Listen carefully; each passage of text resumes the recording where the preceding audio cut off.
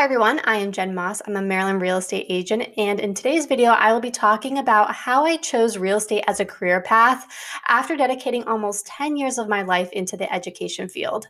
This video will also be talking about my perception as to why real estate is a great job option for those of you who are also an educator or in another field that provides some sort of service to the community. So let's jump right into it.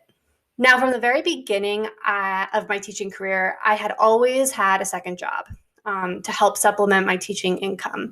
So even though I was just supporting myself, I still had student loans, I still had a car payment, I had monthly rent, which eventually became a mortgage, and all the other typical bills that I had to pay. So I always had another job to help pay those bills. Now, for the majority of my teaching career, I worked in retail, but I also spent summers working at camps, nannying for families, tutoring, and all of these jobs worked out great for me because they provided me with an hourly income, and in some places, they even provided me with discounts, which was also nice as well. It wasn't until my last few years of teaching where I started to feel a little bit burnt out because I was teaching from 7:30 a.m. to 2:30 p.m. And then my second job typically began at around 4 p.m. and it would go as late as 10 p.m., including having to work on weekends. So eventually I got to a point where I wanted to try to work smarter, not harder, to earn money. I love teaching. I wanted to provide my students with the best version of myself. So it was very important for me to find that second job that met my needs mentally and financially. I believe it was around the month of February at the time where I began to research possible summer jobs that would allow me to have some control as to how much money I made based upon my efforts, not just my clocked in hours. So technically, I guess you could say that I was looking for jobs that paid through commission because I knew I was a hard worker and my service was well worth more than $9.50 per hour. So I wanted to find something that really fulfilled me. I eventually came across information about being a real estate agent, and this information piqued my interest because my husband, who was my boyfriend at the time, and myself had rental properties. So I thought it would be a great direction for myself because I would be able to become more knowledgeable about real estate, obviously, and to better serve my tenants and future properties. So I ended up doing more research about the profession. I interviewed multiple agents that I knew. I researched the education that was involved in becoming an agent. I also read many articles about what it took to become successful in this business.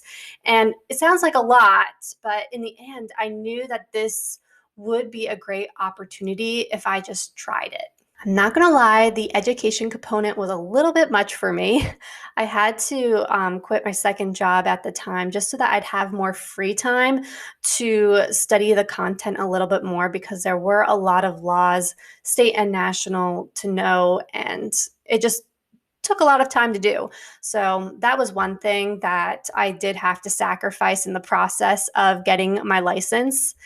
Now, real estate, I have to say, does start off as a great second job.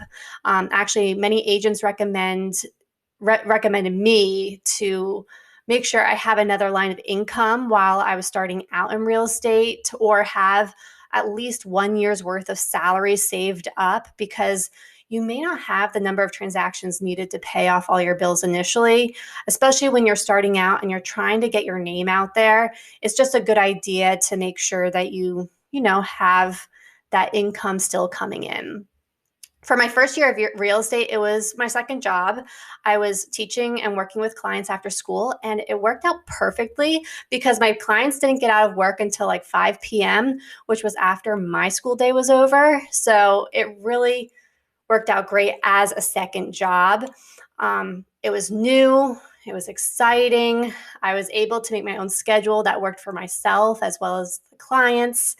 I would definitely recommend real estate to my fellow teachers if you're looking for a second job or to eventually transition into a new career path of real estate, because you do have control over your schedule, over the number of clients you serve, and how much money you make based upon how many hours you work and how much you market and whatnot. So the more you market yourself, the more clients, the more transactions, and the more commissions you will make. I have to say, again, the pay isn't guaranteed in the beginning because it is commission. However, you can really focus on your summer months and growing your business and helping as many people as you can.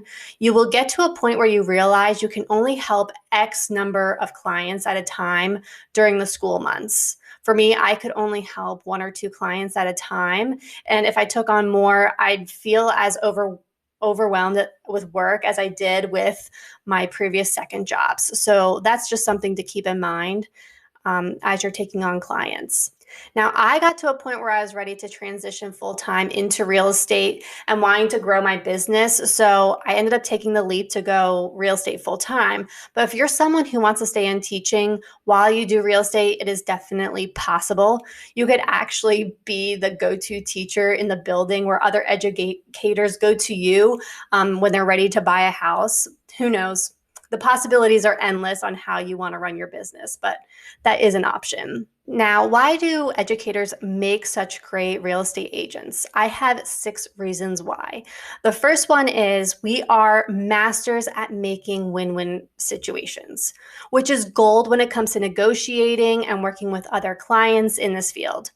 Number 2, we're brilliant at marketing. I mean, as teachers, we need to give students a convincing reason as to why they should learn and participate in our lessons.